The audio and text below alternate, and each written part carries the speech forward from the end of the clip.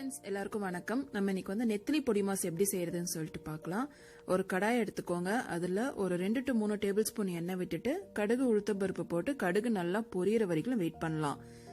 நல்லா பொரிஞ்சதுக்கு அப்புறமேட்டுக்கும் நல்லா பொடியா நறுக்குன சின்ன வெங்காயம். இதுக்கு சின்ன வெங்காயம் தான் ரொம்ப நல்லா இருக்கும். அது கொஞ்சம் நிறையவே சேர்த்துக்கலாம். அப்பதான் ருசி வந்து ரொம்பவே சூப்பரா இருக்கும்.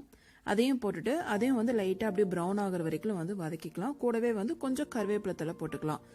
அப்பதான் நல்லா மணக்க இருக்கும். கருவேப்பிலை போட்டோம்னா தான் இது கொஞ்சம் நல்லா அப்படியே ஃப்ரை ஆகட்டும். அதுக்கப்புறம் இதுலயே வந்துட்டு 3 முட்டை வந்து உடைச்சு ஊத்தி அதுவும் நல்லா வந்து ஃப்ரை பண்ணிக்கலாம்.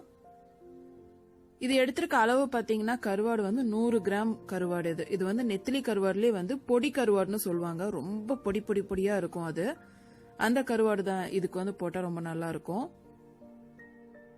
இது முட்டை வந்து நல்லா வறுத்ததுக்கு அப்புறமேட்டுக்கு இந்த பொடி கருவாடு வந்து நம்ம சேர்த்துக்கிறோம்.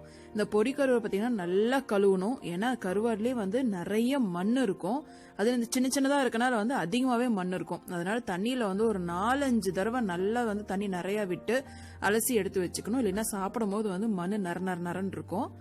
அந்த நெத்திலி கருவாடையும் போட்டுட்டு நல்லா முட்டையோட போட்டு மிக்ஸ் பண்ணி விடலாம். இப்ப இதுக்கு தேவையான அளவுக்கு வந்து உப்பு சேர்த்துக்கலாம். அதுக்கப்புறம் கொஞ்சமா மஞ்சத்தூள், ஒரு 2 டீஸ்பூன் அளவுக்கு கறி மசால் தூள் அதுவும் சேர்த்துக்கலாம். நல்லா வாசனையா இருக்கும்.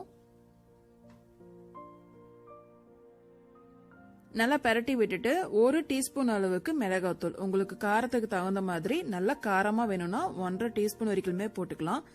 நல்லா போட்டுட்டு நல்லா கலந்து விட்டுட்டு ஒரு 2 நிமிஷத்துக்கு வந்து நல்லா பரட்டி விட்டு இருந்தோம்னா அந்த வாசனை மசாலா வாசனை எல்லாம் வந்து போயிட்டு ரொம்பவே டேஸ்டியான ரொம்ப ருசியான நெத்திலி வந்து பொடிமாஸ் வந்து ரெடி ஆயிடும். சோ இந்த ரெசிபி உங்களுக்கும் பிடிச்சிருக்கும், உங்களுக்கும் ரொம்பவே வந்து பிடிச்சிருக்கும். இந்த நெத்திலி பொடிமாஸ் வந்துட்டு நல்ல ஒரு சாம்பார் சாதத்தோட இல்லைன்னா ரசம் சாதத்தோட வந்து சாப்பிடும்போது அவ்வளோ அட்டகாசமா இருக்கும். ஸோ கண்டிப்பா நீங்களும் வந்து ட்ரை பண்ணி பாருங்க. உங்களுக்கு இந்த ரெசிபி பிடிச்சிருந்ததுன்னா ஒரு லைக் கொடுங்க.